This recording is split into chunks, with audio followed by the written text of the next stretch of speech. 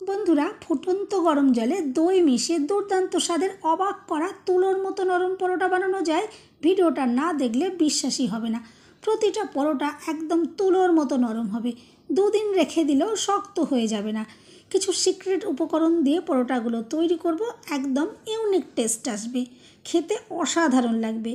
এইভাবে পরোটা তৈরি করে খাওয়ালে বাড়ির প্রত্যেকে আপনার প্রশংসা করতে বাধ্য হবে। খুবই সহজভাবে সামান্য উপকরণে ঝটপট বানিয়ে নিতে পারবেন। আর পরোটা দেখে তো বুঝতেই পারছেন কতটা সফট তৈরি হয়েছে, আর স্বাদ অসাধারণ। সম্পূর্ণ ভিডিও দেখতে থাকুন। রেসিপি ভালো লাগলে লাইক, শেয়ার, কমেন্ট ও সাবস্ক্রাইব করে পাশে থাকবেন। দেখে নেওয়া যাক আজকের রেসিপি। নমস্কার বন্ধুরা, আমি পাপড়ি পদ্মাবতী ফুড ক্রিয়েশনে আপনাদের সবাইকে স্বাগত।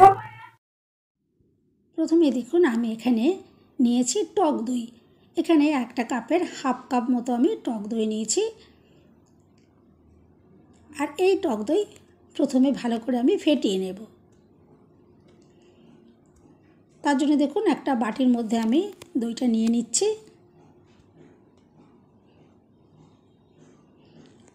আর খুব ভালো করে দইটা ফেটিয়ে নিতে হবে। এখানে আমি একদম ফ্রেশ টক দই ব্যবহার করছি, আর একটু ফ্রেশ টক দই দিয়ে করার চেষ্টা করবেন, দেখবেন পরোটাগুলো খুব সুন্দর তৈরি হবে। অনেক সময় ঘরে আমাদের দই থেকে যায়, 2 দিনের বা 3 দিনের হয়ে যায়, তখন 2-3 দিন থেকে গেলে সেগুলো একটু টক হয়ে যায়। আর একদম যদি ফ্রেশ দিয়ে করেন, দেখবেন টক লাগবে না। আমি দেখুন দই খুব ভালো করে ফেটিয়ে নেব। এটা ফেটাতে ফেটাতে দেখবেন একদম ক্রিমের মতো হয়ে যাবে। দইয়ের মধ্যে একটু দানা দানা ভাব থাকে, যাতে দানা দানা ভাবটা না থাকে সেভাবে ভালো করে একদম ক্রিমের মতো করে এটাকে রেডি করে নেব। দেখুন আস্তে আস্তে কত সুন্দর একদম ক্রিমের মতো হয়ে যাচ্ছে। এটা ঠিক এভাবেই রেডি করে নিতে হবে। দেখুন আমি একটু সময় নিয়ে খুব ভালো করে এটা রেডি করে নিলাম।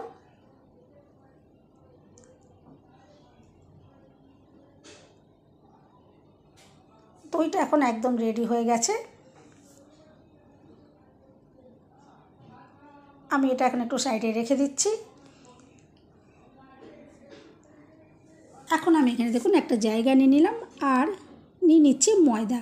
আমি একটা বাটি মেপে এখানে নিচ্ছি। দেখুন প্রথমে 1 বাটি ময়দা আমি নিয়ে নিলাম, আর ছাঁকনি দিয়ে এভাবে চেলে নিচ্ছি। এখন বর্ষাকাল, অবশ্যই ময়দা চেলে নেবেন।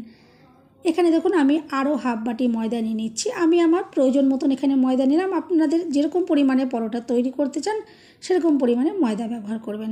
আর ময়দার পরিবর্তে আপনারা আটা দিয়েও করতে পারেন। এরপর আমি এখানে দিয়ে দিলাম স্বাদ মতো নুন, আর দিয়ে দিচ্ছি জোয়ান। জোয়ান দেওয়ার ফলে যেমন অ্যাসিডিটিরও সম্ভাবনা থাকবে না, আর স্বাদ কিন্তু সুন্দর আসবে, সুন্দর ফ্লেভার আসবে এখান থেকে। দেখুন প্রথমে আমি চামচ দিয়ে একটু মিশিয়ে নিচ্ছি। আর এখানে কিন্তু কোনো রকমের তেল, ঘি, বাটার কোনো কিছুই দিতে হবে না, শুকনো এভাবে একটু মিশিয়ে নিলেই হবে। দেখুন আমি এখানে কোনো রকমেরই তেল, ঘি বা বাটার কোনো কিছুই ব্যবহার করছি না।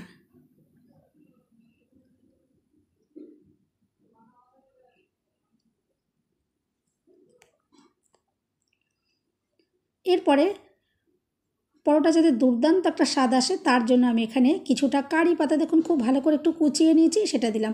কেউ যদি পছন্দ না করেন নাও দিতে পারেন, তবে এভাবে আপনারা জোয়ান আর কারি পাতা দিয়ে একবার এই পরোটাটা বানিয়ে দেখবেন, স্বাদ একদম মুখে লেগে থাকবে। দুর্দান্ত একটা ফ্লেভার আসবে, খেতে অসাধারণ লাগবে, একদম ইউনিক একটা টেস্ট আসবে। এরপরে গ্যাস জ্বালিয়ে আমি একটা কড়াই বসিয়ে দিয়েছি, আর বাটি মেপে দেখুন এখানে জল দিয়ে দিচ্ছি। আমি 1.5 বাটি ময়দা নিয়েছিলাম, 1.5 বাটি এখানে দেখুন জল দিয়ে দিলাম।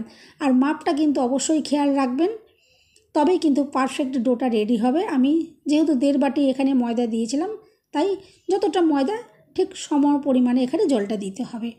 এরপরে জলটা খুব ভালো করে ফুটিয়ে নিতে হবে।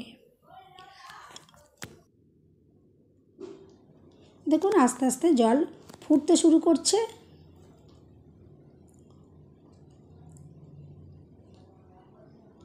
এভাবে যখন সুন্দরভাবে জলটা ফুটে যাবে, তখন আমি গ্যাসের ফ্লেমটা একদম লোতে করে দেব। আর এখন দেখুন দিয়ে দিচ্ছি এখানে যে ফেটিয়ে রেখেছিলাম টক দইটা, সেটা দিয়ে দিলাম। আর গ্যাসের ফ্লেমটা কিন্তু অবশ্যই এই সময় একদম লোতে দিয়ে নেবেন। এরপরে খুব ভালো করে আমি এটা নাড়াচাড়া করে মিশিয়ে নেব, কারণ দইটা জলে দেওয়ার সাথে সাথে এখানে একটু দানা দানা মতন হয়ে যাওয়ার চান্স থাকে। সেই জন্য খুব ভালো করে ভেবে মিশিয়ে নিতে হবে, যাতে দানা দানা ভাবটা না থাকে। যতটা দানা দানা ভাব না থাকে সেভাবে একটু ভালো করে আমি এটা মিশিয়ে নিয়েছি। আর এখন দেখুন যে ময়দাটা আমি চেলে রেখেছিলাম এখানে অর্ধেকটা পরিমাণে দিয়ে দিলাম, আর সঙ্গে সঙ্গে এভাবে নাড়াচাড়া করে নিচ্ছি। আর এরপরে বাকি ময়দাটা আমি দিয়ে দিলাম, আর ভালো করে নেড়ে চেড়ে মিশিয়ে নিতে হবে। এভাবে নাড়াচাড়া করে এখানে একটু রান্না করে নিতে হবে, আর গ্যাসের ফ্লেম একদম লোতেই থাকবে। দেখুন আমি এটা দেওয়ার পরে মিনিটখানেক একটু এভাবে একটু নাড়াচাড়া করে নিয়েছি, যাতে সম্পূর্ণ ময়দাটা জলের সাথে খুব ভালোভাবে মিশে যায়, আর আস্তে আস্তে একটা সুন্দর ডো হয়ে যাবে। আর এভাবে যদি ময়দা জলের ভেতরে ফুটিয়ে মেখে নেওয়া হয় তাহলে কিন্তু অ্যাসিডিটিরও কোনো সম্ভাবনা হয় না, এভাবে যদি পরোটা তৈরি করে খাওয়া যায়। দেখুন আমি সুন্দরভাবে এটা নাড়াচাড়া করে রেডি করে নিয়েছি, আর আস্তে আস্তে কত সুন্দরভাবে একটা ডো রেডি হয়ে যাচ্ছে।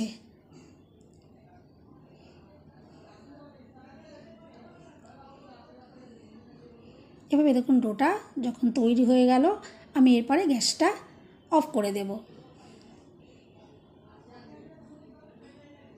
আর উপর থেকে একটা আমি চাপা দিয়ে রেখে দিচ্ছি 5 থেকে 7 মিনিটের জন্য। বেশি এটা রেস্টে রাখার দরকার নেই, 5-7 মিনিট হয়ে গেলেই হয়ে যাবে। দেখুন 5-7 মিনিট পরে আমি আপনাদেরকে দেখাবো। এখন দেখুন 5-7 মিনিট হয়ে যাওয়ার পর আমি ঢাকনাটা খুলে নিয়েছি, আর এই যে ডোটা রেডি করলাম এটা একটা থালার মধ্যে আমি নামিয়ে নিচ্ছি। এখন এটা অনেকটাই ঠান্ডা হয়ে এসছে, কিন্তু এটা গরম আছে, এটা একদম ঠান্ডা করে নেওয়া যাবে না, হালকা গরম এটা রাখতে হবে। হালকা গরম অবস্থায় এরপর ভালো করে আমি এটা মেখে নেব।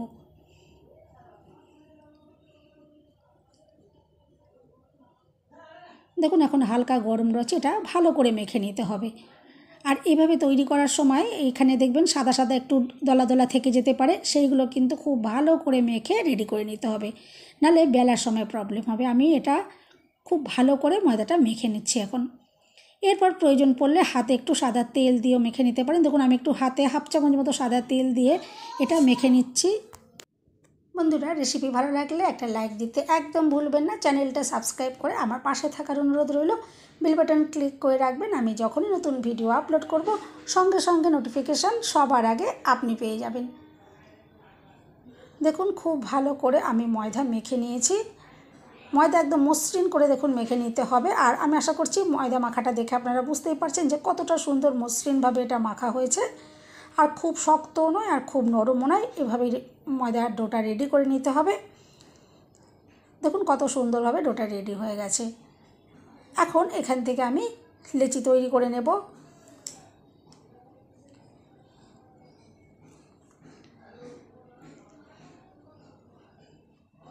দেখুন লেচিগুলো তৈরি করে নিচ্ছি।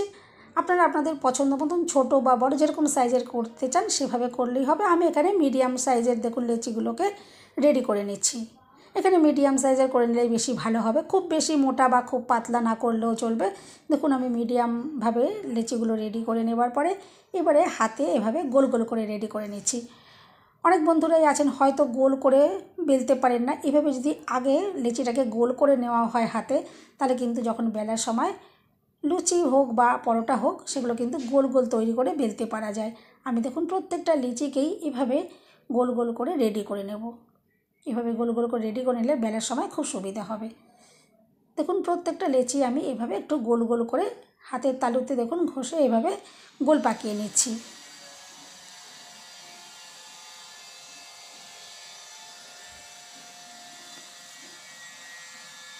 দেখুন প্রত্যেকটা লেচি রেডি করে নিয়েছি। এরপরে আমি বেলে নেব। একটা লেচি নিয়েছি আর বাকিগুলো অবশ্যই একটু চাপা দিয়ে রেখে দিতে হবে। দেখুন আমি সামান্য গুঁড়ো ময়দা নিয়ে নিয়েছি আর বেলে নিচ্ছি। এখানে নর্মাল যেরকম রুটি হয় আমি ঠিক রুটির মতো করেই বেলে নেব। রুটির মতনই রাখছি আর সাইজটা রুটির মতনই করে বেলে নেব। এখানে কিন্তু কোনো রকম ভাঁজ করে বা কোনো কিছু করে পরোটা বেলার দরকার নেই, নর্মাল রুটির মতো বেলে নিলেই কিন্তু পরোটাগুলো সুন্দরভাবে তৈরি হয়ে যাবে। একদম সিম্পল দেখুন যেমন আমরা রুটি তৈরি করি সেভাবেই আমি বেলে নিয়েছি। আর এই পরোটাগুলো কিন্তু বেশি করে বেলবার দরকার নেই, 2 বা 3টে বেলে রেডি করে নিয়ে তারপর সেঁকে নেবেন। আমি এখানে 2-3টে বেলে নেব, তারপরে ভেজে আপনাদেরকে দেখাবো যে পরোটাগুলো কতটা সুন্দরভাবে তৈরি হবে। আমি আরেকটা পরোটাও বেলে নিচ্ছি।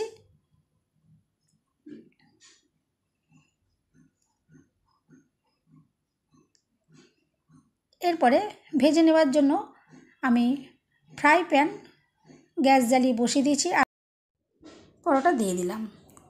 এরপরে গ্যাসের ফ্লেম মিডিয়ামে রেখে 2 পিঠ হালকা আমি সেঁকে নিয়েছি। আর তারপরে সামান্য পরিমাণে সাদা তেল এখানে দিয়ে দিলাম। আপনারা চাইলে কিন্তু ঘি বা বাটার দিয়েও ভেজে নিতে পারেন, তাহলে পরোটাগুলো কিন্তু আরও টেস্টি তৈরি হবে। আমি সবার সুবিধার জন্য এখানে সাদা তেল দিয়ে দেখালাম। আর দেখুন একটা পরোটা রেডি হয়ে গেল।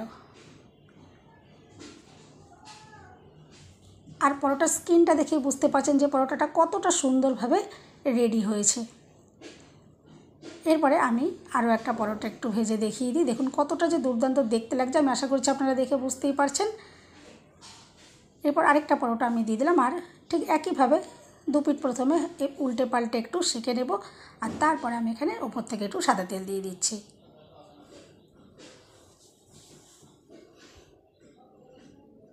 এভাবেই সমস্ত পরোটাগুলো আমি ভেজে রেডি করে নেব।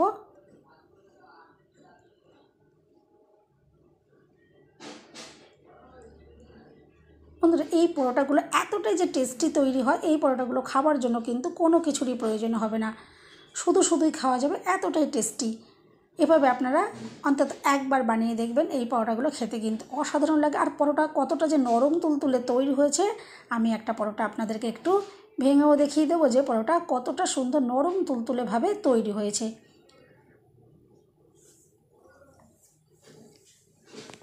আর আমি আজকে যে পদ্ধতিতে তৈরি করলাম, এইভাবে আপনারা দই পরোটা একবার তৈরি করে দেখবেন। এভাবে তৈরি করলে কিন্তু সেই পরোটাগুলো খেলে কিন্তু অম্বল হওয়ার একদমই চান্স থাকবে না। দেখুন পরোটা রেডি হয়ে গেছে। আর আমি একটা পরোটা আপনাদেরকে দেখিয়ে দিই যে পরোটা কতটা সফট তৈরি হয়েছে, একদম নরম তুলতুলে, একদম তুলোর মতো নরম তৈরি হয়েছে। আর পরোটার স্কিনটা দেখলেই আপনারা বুঝতে পারবেন যে কতটা নরম হয়েছে। বন্ধুরা, রেসিপি ভালো লাগলে একটা লাইক দিতে একদম ভুলবেন না। চ্যানেলটা সাবস্ক্রাইব করে আমার পাশে থাকার অনুরোধ রইল। সবাই সুস্থ থাকবেন, ভালো থাকবেন। দেখা হবে নেক্সট ভিডিওতে। ভিডিওটা শেষ পর্যন্ত দেখার জন্য সবাইকে রইল অসংখ্য ধন্যবাদ। বন্ধুরা, আপনারা এইভাবে এই তুলোর মতো নরম পরোটা তৈরি করবেন।